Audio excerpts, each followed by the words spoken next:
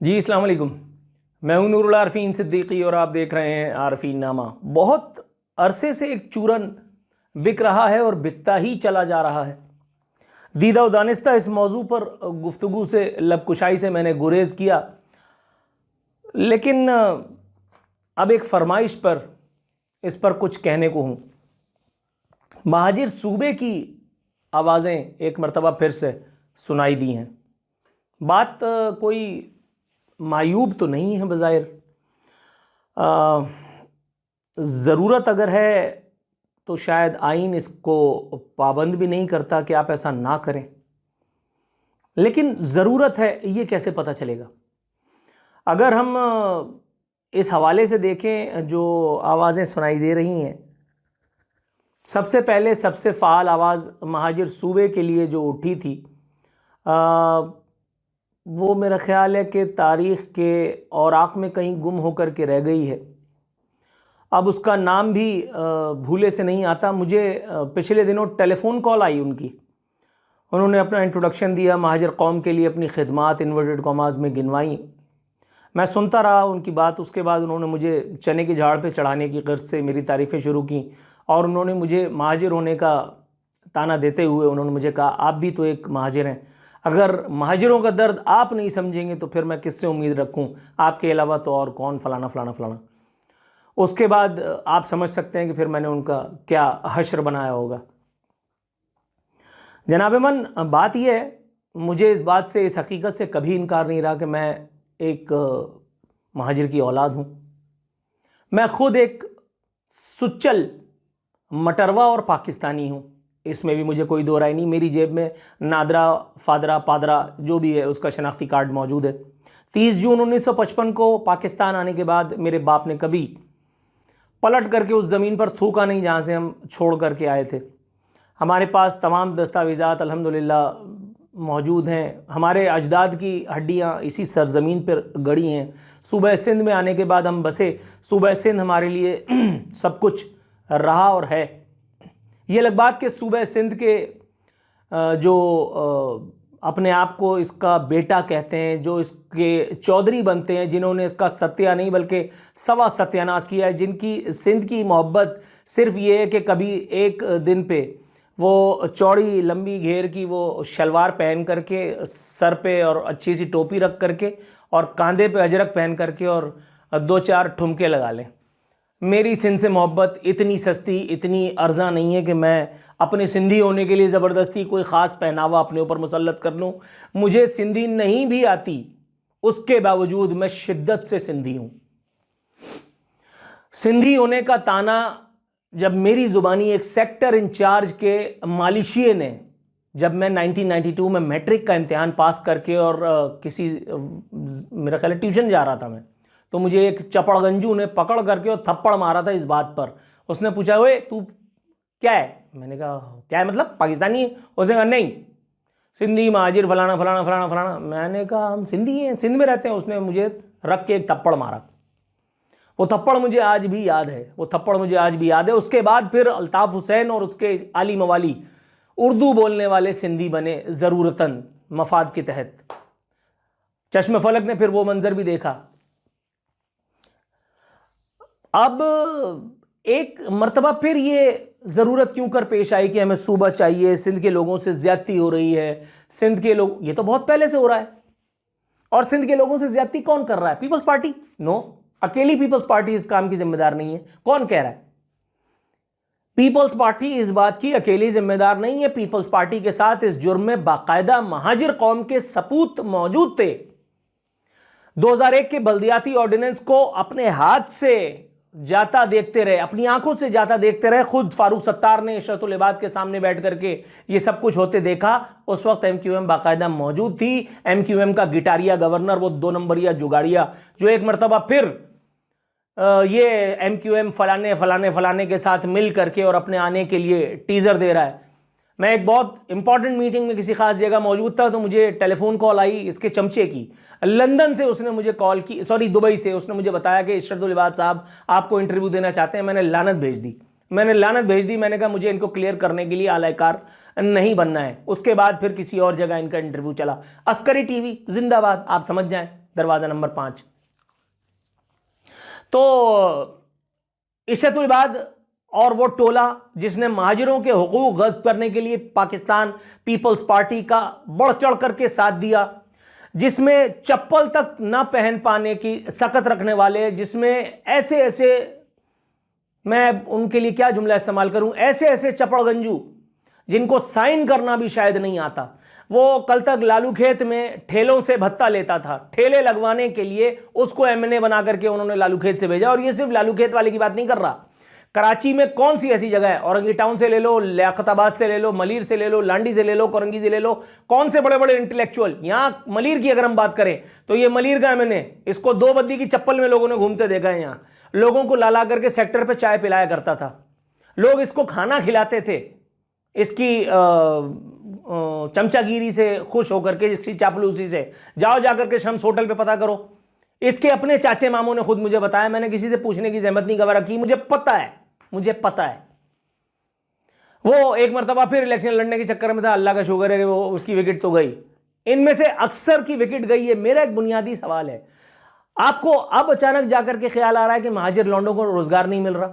उस दिन मैं देख रहा था, क्या वो MQM का एक चपड़गंजू जिसकी वजह से मैंने YouTube चैनल शुरू किया, उसने मुझे एक गाली दी, मैंने उसको 101 गाली दी। उसने मुझे किसका पता नहीं, किसी कर्नल का नाम लेकर के डराने की कोशिश की, मैंने उनसे बात कर ली और अब तू प्रोग्राम नहीं करेगा। उसके बाद फिर ये मेरा हाथ था और गायब हो गया। उसके बाद फिर मैंने उनको बताया कि फिर सिर्फ तुम ही किसी को नहीं जानते हो, मैं भी किसी 2-4 लोगों को जानता हूँ। और उसके बाद फिर दे मार 4.5 मैंने उनको उनका मनाजरे का चैलेंज कबूल किया। आज तक तो वो आए नहीं और इंशाल्लाह आगे भी नहीं आएंगे। करप्ट है ना, 2 नंबरी हैं, जुगाड़ी हैं, मफरूर हैं, मुझसे तो मफरूर हैं कम से कम। खैर, ये महाजिर सूबे का चाचा मामा कौन बनेगा, मुझे ये बताओ। सबसे पहले यही लोग जिन्होंने पीपल्स पार्टी के हाथ में महाजिर कौम की जो है वो ज़रूरतों का सौदा किया है, जिन्होंने महाजिर कौम की उसरत उसको गवारा कर लिया सिर्फ इसलिए कि इनके घर आंगन में चंद रोशनियां इनको नजर आ रही थी, जिनके पास चलने के लिए साइकिल, मोटरसाइकिल तक, CD70 तक नहीं थी, वो आज विगो, लैंड क्रूजर्स में घूम रहे हैं। इनकी औकात है। चलो, इनके जो ऊपर बैठे हुए हैं वो भी कितने नीचे हैं वो मैं जानता हूं, वो किन किन जगहों पे जाकर के क्या क्या उनके कारनामे हैं वो सब मुझे पता है। वो बेचारे कभी मुझे किसी जगह घसीटने की कोशिश करते हैं, कभी किसी जगह। आज तक अल्हम्दुलिल्लाह सुम्मा अल्हम्दुलिल्लाह कामयाब नहीं हो पा रहे हैं, और अल्लाह ने इसीलिए मुझे इनके कल्ब पर नाजिल किया है ताकि मैं इनकी सातों सतोंजी के पीना दासूं। यही फ्रॉडी है, यही जो कभी यूनिट इंचार्ज, कभी सेक्टर इंचार्ज की मालिश करके कभी MNA बने, कभी MPA बने, कभी राब्ता कमेटी, कभी फलाना कमेटी, कभी नाश्ता कमेटी में रहे, उसके बाद सेनेटर बने, उसके बाद पता नहीं क्या क्या बने। इनके नाम के पेट्रोल पंप्स जाकर के घूमते रहो, शहर में पता चलता रहेगा। जिसके बाद साला यहाँ 80 गज के मकान में रहने के लिए कोई गुंजाइश नहीं थी, वो जाकर के ऐसी ऐसी मुकद्दस जगहों पे, उसके बंगले, उसके फ्लैट्स, उसके फलाने, उसकी आगे पीछे की चीज़ें ही ख़त्म नहीं हो रही हैं। लोगों को गुटके मावे पर लगा करके इन्होंने सालों ने लंदन, कनाडा और अमेरिका की नेशनलिटीज़ ली। इनकी औकात थी महाजिर सूबे के लिए मैं आवाज़ बुलंद करूं? चलो ठीक है, मैं सोचता हूं इस बारे में, लेकिन महाजिर सूबे में कौन वज़ीर आला होगा? यही 2 नंबर ये साले वारदाती है, यही जो कभी MQM फलानी, MQM डिकानी, MQM फलानी, कभी साले महाजिर कौमी मूवमेंट के नाम पे, कभी मुत्तहिदा कौमी मूवमेंट के नाम पे, कभी फलानी कौमी मूवमेंट के नाम पे। ये 2 नंबर ही है। पहले 18,000 15,000 खिलाड़ियों के कत्ल का जवाब तो दे दो। वो महाजिर कौम के नाम पर महाजिर कौम को एक दूसरे से लड़ा करके, आपस में एक दूसरे के गले काट करके, वो जो लाशों को आज तक कोई क्लेम करता है, कोई क्लेम नहीं भी करता। 15,000 कबूर दिखाए जाना अभी तक बाकी है, जिसके लिए तुम लोग एजेंसी का कंधा इस्तेमाल करते हो कि एजेंसी ने मरवा दिया। तुम्हें और तुम्हारे कायदीन को नहीं पता था। आफाक अहमद साहब बात कर रहे थे कि हमारे सूबे का मजीद इस्तेहसाल जो है वो हम बर्दाश्त नहीं करेंगे। उन्होंने ये भी कहा कि अलहदा सूबे का टारगेट अकेले हासिल नहीं कर सकता, महाजिर जमातों के इत्तेहाद में तमाम मसाइल का हल है।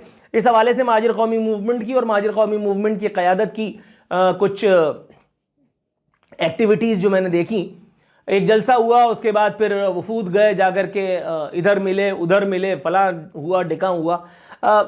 जहाँ तक मेरी मालूमात है MQM की खुद भी अब ग्रास रूट लेवल पे इतनी पकड़ नहीं है, और इस बात का अंदाज़ा दरवाज़ा नंबर 5 को भी है।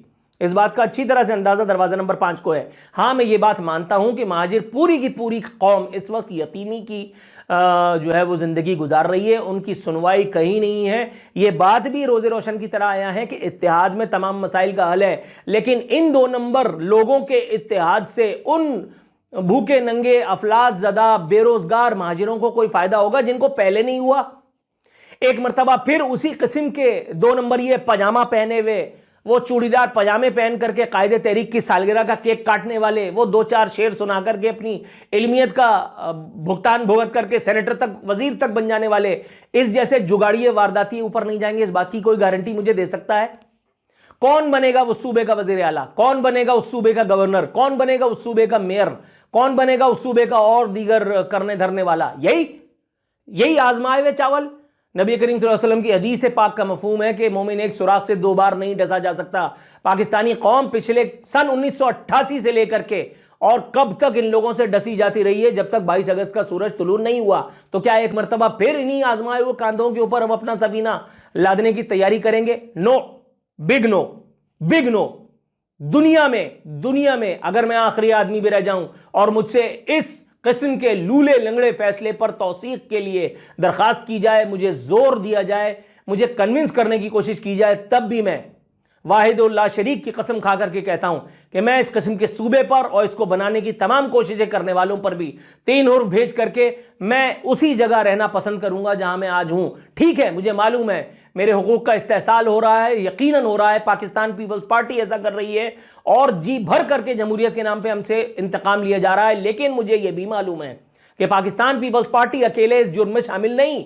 मुझे पता है कि यहां वो तमाम अरकान असम्बली जो पहले मुत्तहदा और फिर मुत्तहदा पाकिस्तान के नाम पर, जो पहले कुछ किसी और नाम पर और फिर बाद में किसी और नाम पर इन तमाम जराइम के बाकायदा शरीक हैं, वो तमाम लोग जिनकी अपनी से अवाम में नहीं, महज कुछ जलसे कर लेने से, कुछ आवाज़ें इधर उधर से लेकर के आ जाने से क्या वो उस सूबे की कामयाबी की ज़मानत बन सकते हैं? मुझे नहीं लगता। अवाम में मकबूलियत का पैमाना जल्द से नहीं हुआ करते। अवाम ने आपको मैंडेट कितना दिया है, अवाम ने आपको कितना अपनी सपोर्ट देकर के असम्बलीज में भेजा है, मेरा ख्याल है अगर पैमाना इसको बना लिया जाए तो साफ जाहिर है कि विदाउट ड्यू रिस्पेक्ट बात बहुत कड़वी है, लेकिन मुस्तरद शुदा लोगों को ये सब कोशिशें करता देख करके एक तरह से कभी कभी शायद ये भी एहसास होता है कि कहीं ये कोशिशें कामयाब हो ही जाएं, लेकिन मुझे पता है ऐसा होने का नहीं। इसलिए कि जिन इमारतों की बुनियाद नहीं हुआ करती, वो इमारतें चाहे कितनी भी ऊपर चली जाएं, कितनी भी फलक को छूने लगें, बहरहाल वो देरपा तो नहीं होती। इसलिए महाजिर सूबे के नाम पर तो 3 हुर्फ भेज करके वीडियो को ख़त्म करने का वक्त आन पहुंचा है।